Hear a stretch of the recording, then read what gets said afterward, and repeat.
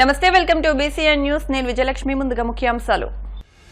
వివాహ వయసు, కుటుంబ నియంత్రణలపై ప్రతి ఒక్కరికి అవగాహన కల్పించడం ద్వారా జనాభా నియంత్రణకు దోహదపడుతుంది. జిల్లా collector Nagarani.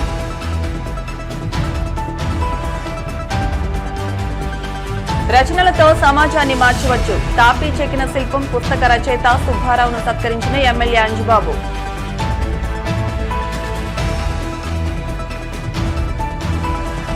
Gunupudi south drain లో గుర్రపడక తొలగించాలని కోరుతూ భీమవరం తాడేరు వంతెన వద్ద కౌలు రైతులు రాస్తారోకో.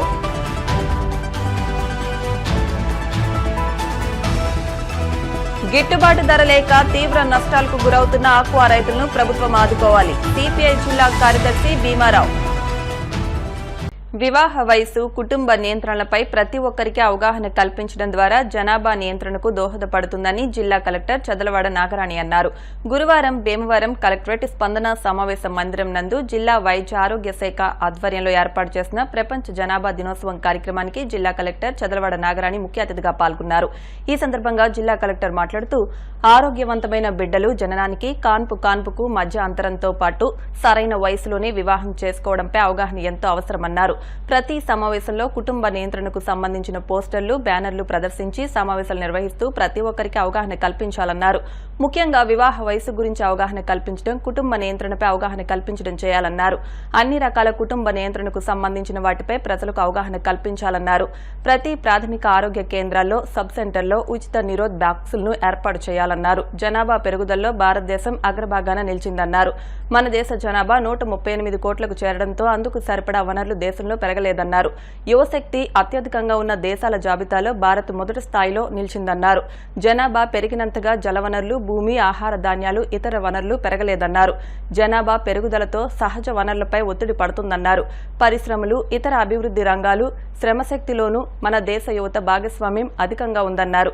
ఈ క్రమంలో ఉద్యోగాలు, ఆహార ధాన్యాలు ప్రజలకు సమృద్ధిగా లేక ఆర్థిక సమస్యలు ఉత్పన్నమవుతున్నాయన్నారు. తల్లి, బిడ్డ ఆరోగ్యంగా ఉండాలంటే 1-2 పిల్లలతోనే సాధ్యమన్నారు. జనాభా పెరుగుదల నియంత్రణకు ప్రజలంతా సామాజిక బాధ్యతగా వ్యవహరించాలని సూచించారు. ఈ కార్యక్రమంలో జిల్లా వైద్య ఆరోగ్య శాఖ అధికారి doctor D Maheshwararao, deputy DM and HO doctor Bhanunayak, జిల్లా ఇమ్యునైజేషన్ అధికారి డాక్టర్ దేవసుధ, జిల్లా గణాంకాధికారి ప్రసాద్, శ్రీ విజ్ఞాన వేదిక కన్వీనర్ చెరుకోడ రంగసాయి, వైద్యులు, డిపిఎంఓ ధనలక్ష్మి, ఏఎన్ఎంలు, ఆశా వర్కర్లు, వైద్య సిబ్బంది తదితరులు పాల్గొన్నారు.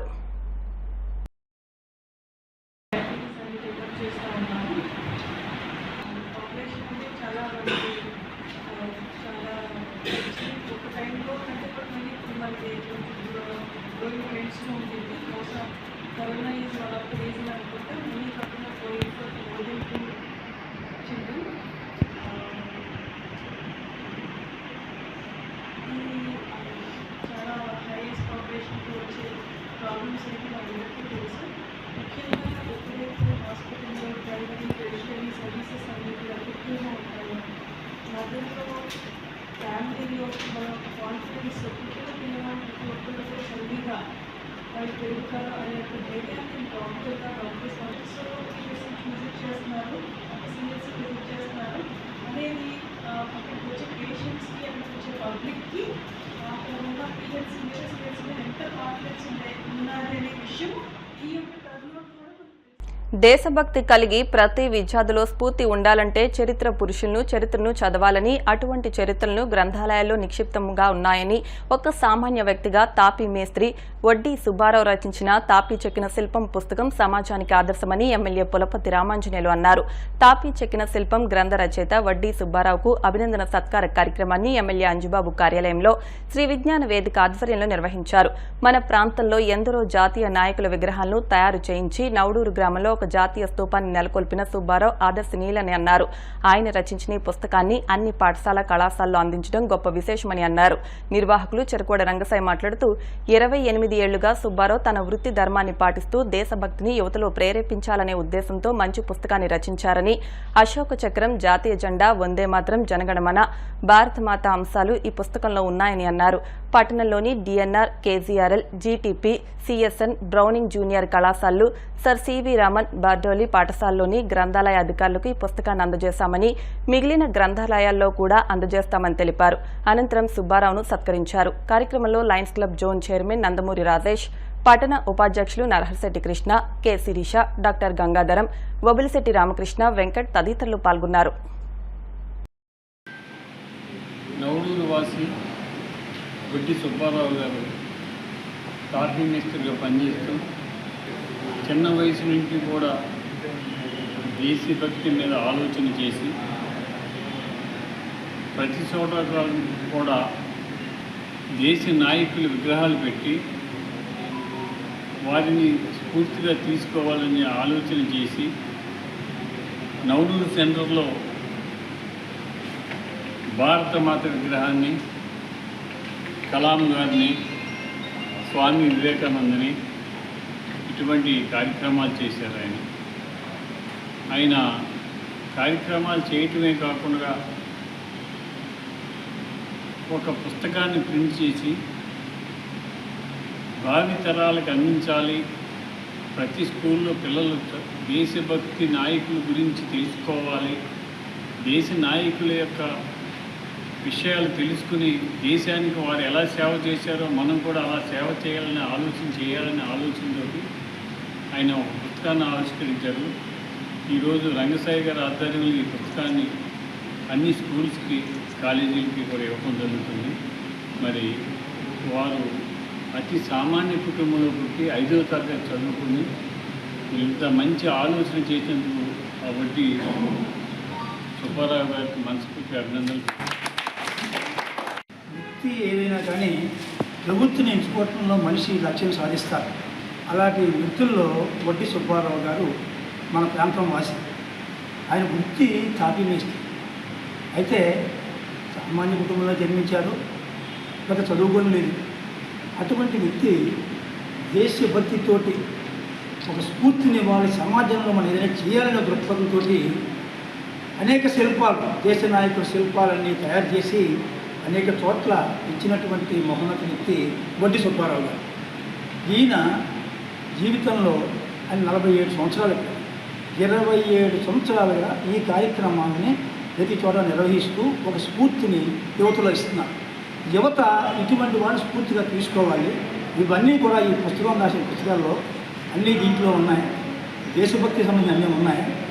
ఇది ప్రతి లైబ్రరీలో కూడా ఈ పుస్తకాలు ఇచ్చి విద్యార్థులు తెలియజెప్పాలని ఎమ్మెల్యే కులపతి రామాంజనేయులు గారి స్ఫూర్తితో వారి చేత ఈ పుస్తకాలు లైబ్రరీని పంచిపెట్టి ప్రతి లైబ్రరీలో ఈ కార్యక్రమం చేయాలనే ఉద్దేశం మీద ఇవాళ ఎమ్మెల్యే గారి కార్యాలయాన్ని కార్యక్రమం చేస్తున్నాం. ఈ దేశభక్తి సంబంధించిన కార్యక్రమం వడ్డీ సుబ్బారావు గారు ఇంకా ఎన్నో చేయాలని, మరి ఇంకా ఆయన అనేక సన్మానాలు పొందాలని చేసుకుంటూ ఈ చేసినటువంటి కృషి విద్యార్థులు స్ఫూర్తిగా తీసుకోవాలని కోరుకుంటున్నాను.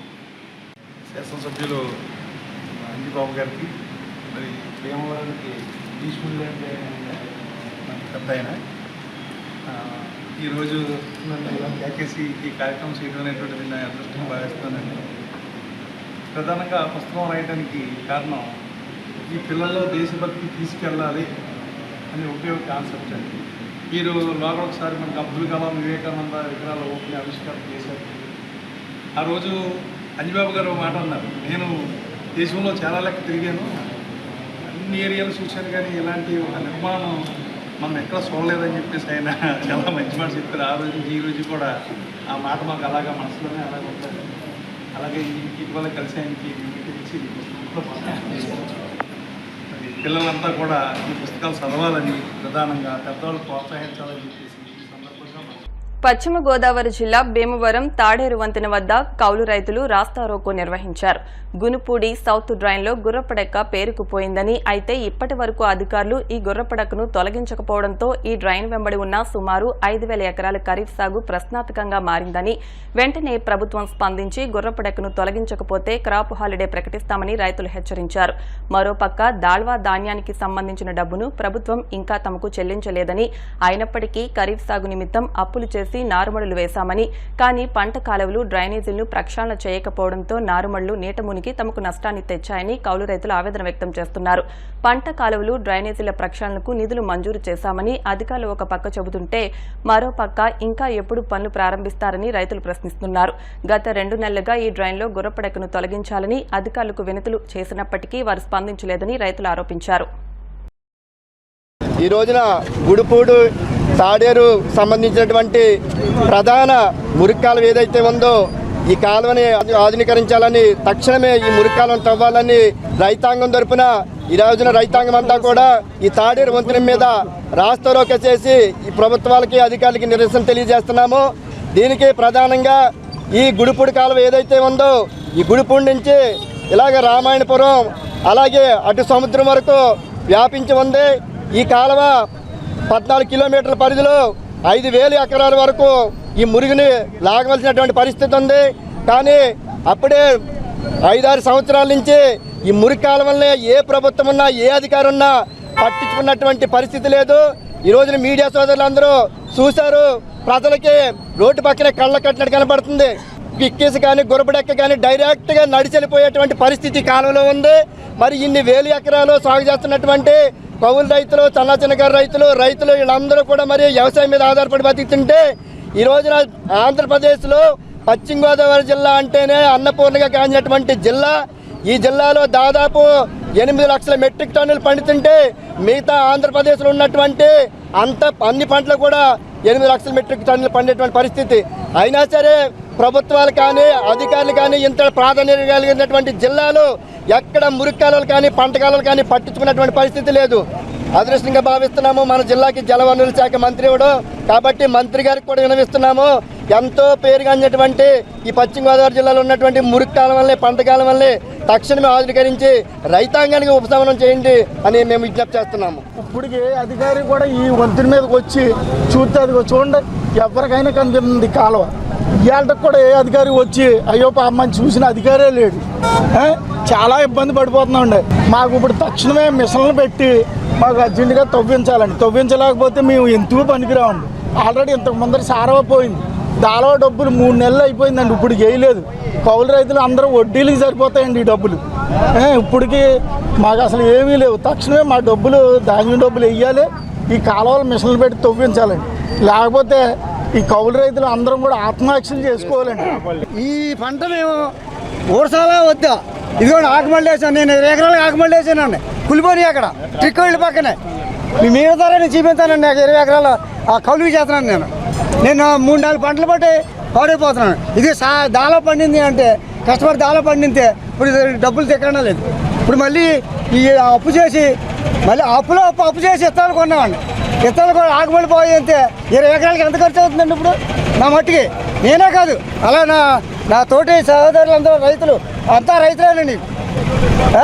అలాగే అందుచేత గవర్నమెంట్ని నేను అడిగేది ఏంటంటే ఈ తక్షణం 2-4 మిషన్లు పెట్టి బాగు చేయితే ఇంతవరకైనా మేము కొద్దిగా ఊరుకుంటే అవకాశం ఉంటుంది. కాలంలో పేయి పట్టించుకుంటలేదు. దానికోసం వెంటనే చర్య తీసుకుని మందు కొట్టకుండా మిషన్లతో తవ్వితే కాలువ కొనాలు బతుకుతుంది. లేదు అంటే మొత్తం క్యాపాలిటీ ఇచ్చేసి కాలువ సారవ కూడా ఆపేసి మురికాలకు తవ్వమనండి, ఇబ్బంది లేదు. ఇంకా మొత్తం ఏ రైతులు వీళ్ళందరూ కలిపి ఎటో వరుసలు వెళ్ళిపోయి ఏ తాపి పని ఏదో చేసుకుంటారో మెయిన్ పెంచుదానికి కాలువ తవ్వకుండా ఒక్కో రైతు వచ్చి 30 సేలు పెట్టేసి డబ్బులు జారబెట్టేసుకుని ఈ డబ్బులు ఇలా వేస్తారా వేయరా అని చెప్పి అలా కళ్ళెట్టుకుని చూడవలసి వస్తుంది. మురికాలువ సచ్చనే తవ్వాలి, గవర్నమెంట్ అందరూ చర్య తీసుకోవాలని చెప్పి మీడియం అందరికీ సెలవు తీసుకున్నాం. మారుమూల ప్రాంతాల్లోని ప్రజలకు సైతం విస్తృత స్థాయిలో సేవలు అందించేందుకు లయన్స్ క్లబ్లోని సభ్యులు పోటీ పడి పనిచేయాలని Lions International director P Subhash Babu తెలిపారు. ఉండిలోని కూనపరాజు అప్పలరాజు సీతమ్మ లయన్స్ ఆడిటోరియంలో గురువారం నిర్వహించిన క్లబ్ నూతన కార్యవర్గ ప్రమాణ స్వీకార కార్యక్రమంలో ఆయన మాట్లాడారు. గౌరవ అతిథి లయన్స్ జిల్లా పూర్వ governor Eepuri Satyanarayana, installation officer CH Krishnamraju మాట్లాడారు.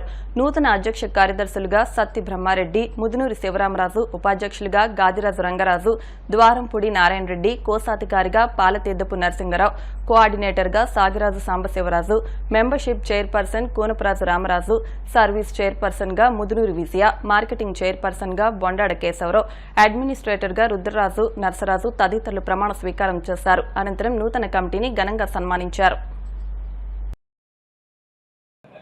ఈరోజు నిజంగా నాకు చాలా ఆనందంగా ఉంది. 24 సంవత్సరాల కిందట ఈ క్లబ్ను స్థాపించినప్పుడు నేను రావడం జరిగింది. అప్పటి గవర్నర్, జిల్లా గవర్నర్ బహుశా గుత్తా సుబ్బారావు అనుకుంటా. గుత్తా సుబ్బారావుతో పాటు నేను, అన్న ఈపూరి అన్న, మేమందరం ఇక్కడ రావడం జరిగింది. అప్పుడు ఒక దేవాలయంలో ఈ క్లబ్ని ఇన్స్టాల్ చేశారు, ఇనాగ్రేట్ చేశారు, ఇన్స్టాల్ చేశారు. మరి ఆ దేవుడు మహిమ వలన 25 సంవత్సరాల్లో ఇంత బ్రహ్మాండమైన హాల్ కట్టుకుని ఈ రోజున ఎంతో సగర్వంగా ఈ ఇన్విటేషన్లో లయన్స్ ఆడిటోరియంలో అని చెప్పేసి వెన్యూ అని చెప్పి లయన్స్ ఆడిటోరియంలో నేను వేసుకోగలిగినందుకు లయన్స్ క్లబ్ ఆఫ్ ఉండి సభ్యులందరినీ ప్రత్యేకించి దానికి కృషి చేసిన అందరినీ కూడా నేను హృదయపూర్వకంగా అభినందిస్తున్నాను. ఇవి నేను మనస్ఫూర్తిగా కోరుకుంటాను. మరి అధ్యక్షుల వారికి ఒక మాట చెప్పాలి. మానవ జన్మ అత్యున్నతమైన జన్మ. లయన్స్ క్లబ్ సభ్యులుగా చేరటం మరొక ఉన్నతమైన సంగతి. ఎందుకంటే పక్కవాడికి సహాయం చేసే ఉద్దేశంతోనే లయన్స్ క్లబ్లో మనం సభ్యులుగా చేరుతాం.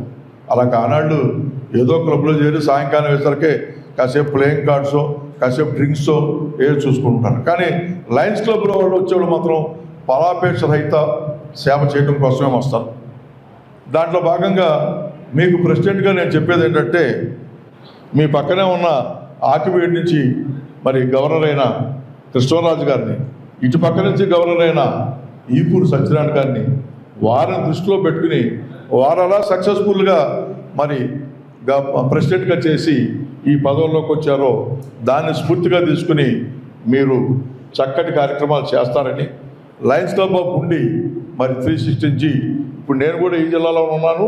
ఈ జిల్లాలో మరి చక్కటి పేరు తెచ్చుకుని మంచి కార్యక్రమాలు నిర్వహించాలని కార్యక్రమానికి ఎంతో ప్రేమగా పిలిచి ఆహ్వానించిన మీ అందరికి కూడా హృదయపూర్వక నమస్కారాలు తెలియజేస్తూ సెలవు తీసుకుంటాను. Thank you very much. Long line అనేది స్పెషల్ క్లబ్. ఇది జిల్లాలోనే నెంబర్ 1 క్లబ్. చక్కగా సైలెంట్గా ఉంటా ఎన్నో ప్రోగ్రామ్స్ చేస్తారు. వాళ్ళకి పాత టీం అందరికీ కూడా నా అభినందనలు తెలియజేస్తూ, అలాగే ఇప్పుడే మన కృష్ణరాజు గారు వారి అమృత హస్తాలతో ప్రమాణ స్వీకారం చేయించిన బ్రహ్మారెడ్డి గారికి వారి టీంకి అందరికీ కూడా నా శుభాకాంక్షలు తెలియజేస్తూ, వారు మంచి కార్యక్రమాలు చేయాలని చెప్పి నా వంతుగా బ్రహ్మారెడ్డి గారికి 5,000 రూపాయలు సర్వీస్ కార్యక్రమంగా ఇవ్వాలని చెప్పి పెద్దలందరికీ, లయన్స్ క్లబ్ పెద్దలందరికీ, అలాగే ముందు కూర్చున్న ప్రజలందరికీ, పాత్రికేయులందరికీ నా శుభాకాంక్షలు తెలియజేస్తూ, ఈ సంవత్సరం నన్ను లయన్స్ క్లబ్ అధ్యక్షులుగా ఎన్నుకున్నందుకు శ్రాయశక్తుల మా టీం అందరితో కలిపి మంచి మంచి కార్యక్రమాలు, సేవా కార్యక్రమాలు చేస్తానని చెప్పి మీ అందరి ముందు మాట తీసుకుంటూ సెలవు తీసుకుంటున్నాను. భీమవరం పట్టణం 28, 37 వార్డు సచివాలయాల్లో జనసేన, టీడీపీ, బీజేపీ నాయకుల ఆధ్వర్యంలో ప్రధాని మోడీ, ముఖ్యమంత్రి చంద్రబాబు, ఉప ముఖ్యమంత్రి పవన్ కళ్యాణ్, కేంద్ర సహాయ మంత్రి భూపతిరాజు శ్రీనివాస్ వర్మ, ఎమ్మెల్యే పులపర్తి రామాంజనేయులు చిత్రపటాలను ఏర్పాటు చేశారు. ఈ సందర్భంగా భీమవరం పట్టణ జనసేన అధ్యక్షులు చెనమల్ల చంద్రశేఖర్ మాట్లాడుతూ, నాయకుల స్ఫూర్తితో అవినీతి రహితంగా అధికారులు విధులు నిర్వహించాలని, అర్హులైన ప్రజలకు సంక్షేమ పథకాలు అందించాలని కోరారు. బీజేపీ నాయకులు అరసవల్లి సుబ్రహ్మణ్యం, జనసేన నాయకులు సతివాడ నవీన్, టీడీపీ నాయకులు ఐజాక్ బాబు, మద్దుల రాము, జయశివ, బి పద్మ, మాగాపు భగత్ సింగ్, ఎరంశెట్టి కృష్ణతో పాటు కూటమి పార్టీల నాయకులు పాల్గొన్నారు. ఈ సందర్భంగా విద్యార్థులకు కిట్లు పంపిణీ చేశారు.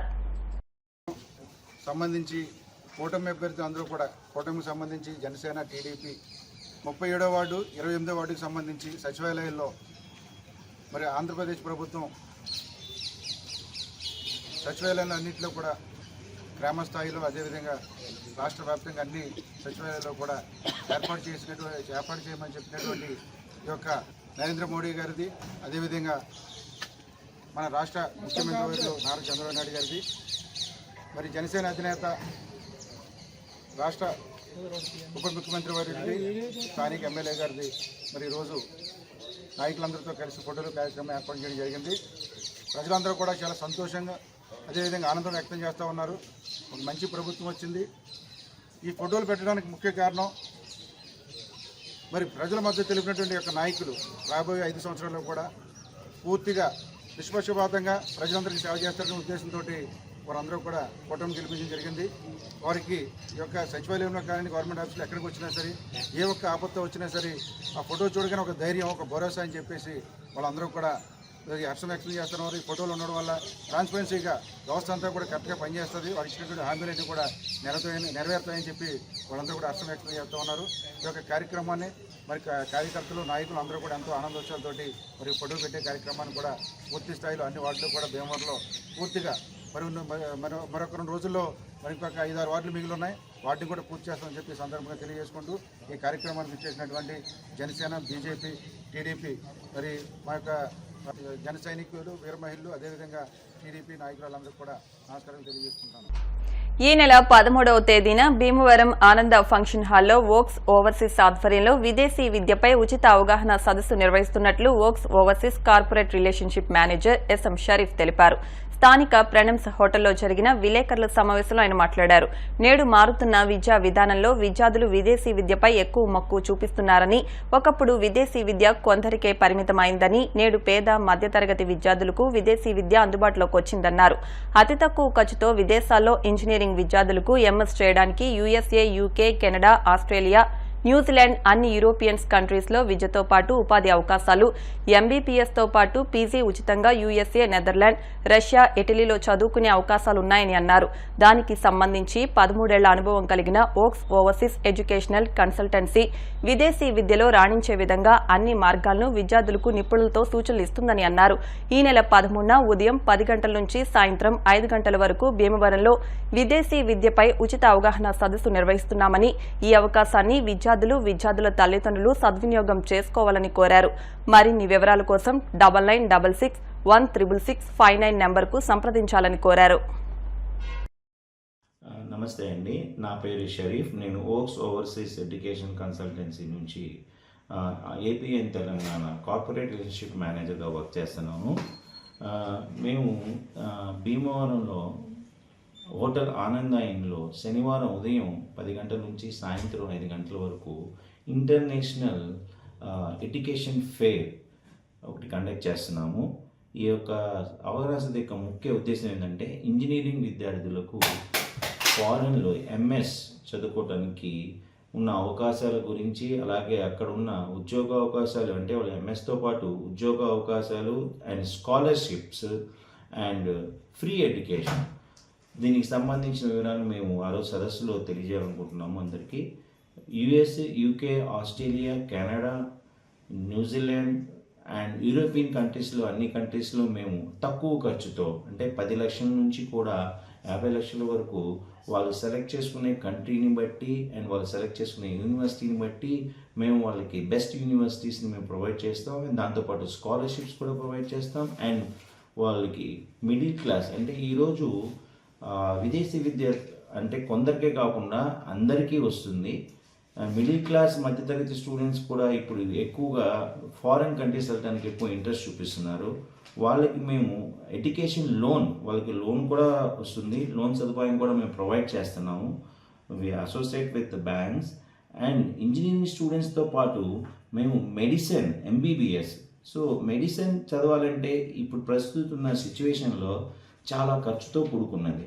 కానీ మన ఇండియాలో ఏదైతే 50 లక్షలతో స్టూడెంట్స్ ఇక్కడ ఖర్చు పెట్టుకొని చేసుకుంటున్నారో అంతే తక్కువ ఖర్చుతో మన యూఎస్లో కూడా ఎంబీబీఎస్ డాక్టర్ చదవచ్చు. అండ్ మెడిసిన్తో పాటు అక్కడ యూఎస్లో పీజీ ఉచితంగా చేసుకునే అవకాశాలు ఉన్నాయండి. అది ఒక యూఎస్ఏనే కాదు, రష్యా, ఫ్రాన్స్, ఇటలీ, ఇలా కొన్ని కంట్రీస్లో అయితే ఉచితంగా కూడా మెడిసిన్ చదువుకునే అవకాశాలు ఉన్నాయండి. వాళ్ళకి వచ్చే స్కాలర్షిప్ని బట్టి వాళ్ళ యొక్క పర్సంటేజ్ మార్క్స్ని బేస్ చేసుకుని ఉంటాయండి. దీనికి సంబంధించిన పూర్తి వివరాలు హోటల్ ఆనంద ఇన్లో మేము 13వ తారీఖున శనివారం ఉదయం 10 గంటల నుంచి సాయంత్రం 5 గంటల వరకు మేము దీనికి సంబంధించిన వివరాలు మేము అవగాహన సదస్సులో 13 సంవత్సరాల యొక్క మా ఇండస్ట్రీ ఎక్స్పర్ట్స్ ఉన్నారు. ప్రతి కంట్రీకి మాకు ఎక్స్పర్ట్స్ కౌన్సిలర్స్ ఉన్నారు. వాళ్ళతే మీకు మంచి అవగాహన ఉంటుంది. ఇప్పుడు కాసేపు ప్రకటనలు.